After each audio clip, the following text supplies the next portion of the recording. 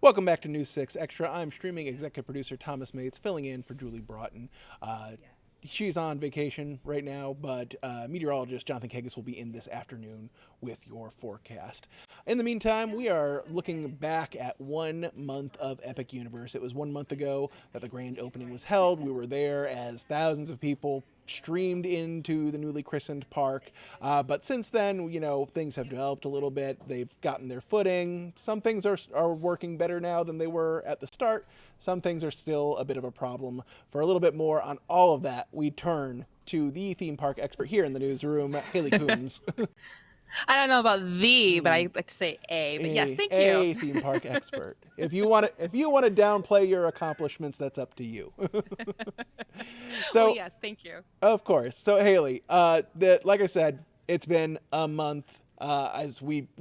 As happens with these things, there's probably some issues that had to be ironed out. But let's take a look at what's working right now. What's been the success of Epic Universe so far?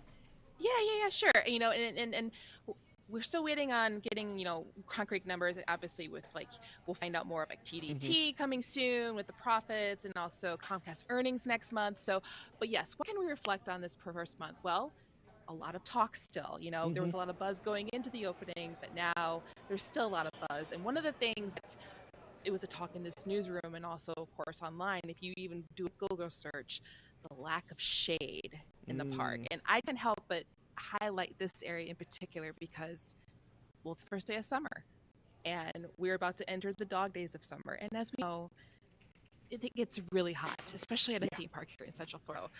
I was actually interested because I asked Candace Campos, Chief Meteorologist Candace Campos, what were the temperatures like, particularly in Epic Universe? And while she couldn't give me the exact pinpoint of that location, she did tell me that, of course, during that first month, Sunday marks for 1 month officially, but within that first month, we had 22 above average days in Central Florida. And easily the temperatures in the park could feel like triple digits. So with all that concrete and asphalt. Yes. And it's funny you said asphalt because the particular hottest spot, pun intended, I think is Super Nintendo World because you have all those levels and there's very little breeze that get in there. So, and of course the colorful surfaces too that absorb that heat. So I tell people that is the hottest place. So if you're seeking shade, if you're in there, beware for bumping elbows with people, but that definitely is the hottest place. And there's other areas too. And you just got to think about it, especially they built a new theme park from the ground up. And so all those trees have to mature. So yes, that is a big chatter right now still is the lack of shade. Yeah, and I mean, for what it sounds like, if they're waiting for those trees to mature, it's gonna be a little while before it gets better. Yeah, that is rough. Yes. I'll be honest, I've not been down to Epic Universe yet. I know you've been a couple times, but that alone just seems daunting to me. I remember when Rise of the Resistance opened up over at Disney, and there's not much shade in that queue, and when you're waiting like 2 hours with the Florida sun just like living on your face, it's rough.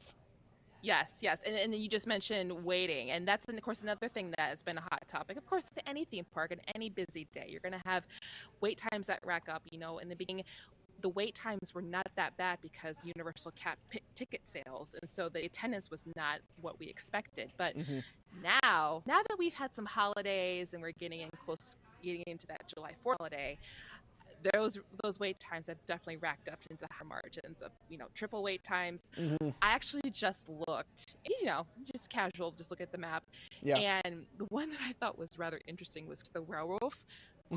Curse of the Werewolf. There we go. It's a family coaster. It's only 2 minutes long, and the wait time, again, this was 10 minutes ago, is 75 minutes. Oof. For a 2-minute ride. Yeah. So, and that's side queue.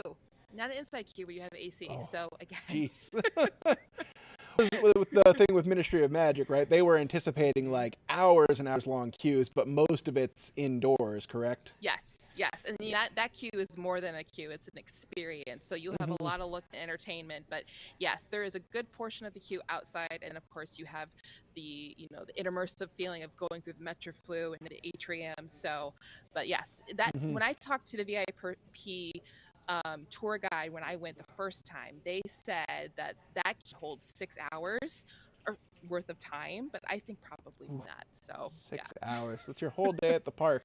I know. More power to the people who are committed to the fantasy, but that's just not for me. But I mean, you're sure that's what Epic is banking on, though, is those Hmm. diehard fans, especially when it comes to those big IPs like Harry Potter.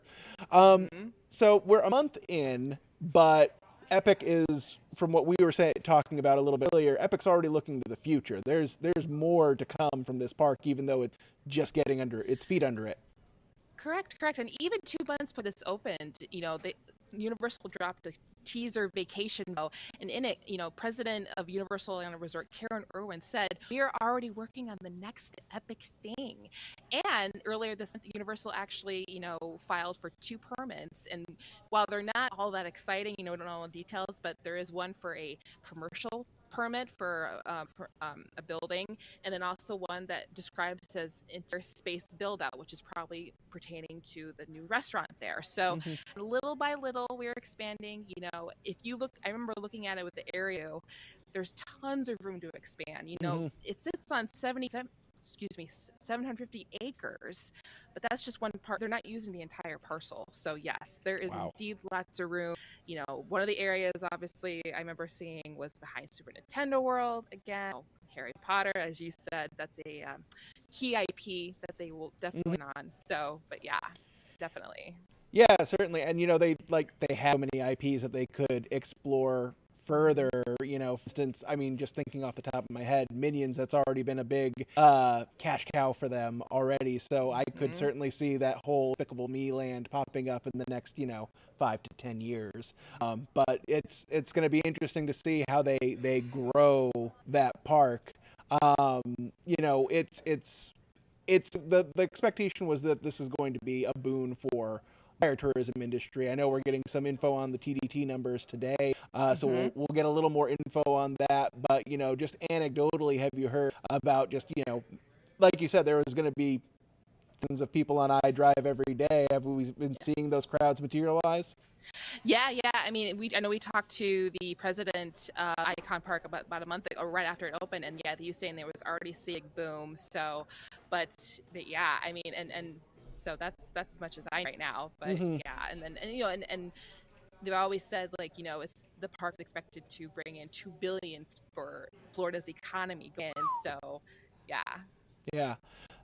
that's some wild stuff. And we know we'll keep on keeping track of this. I know you'll be staying on top of everything out of Epic Universe and all of the theme parks.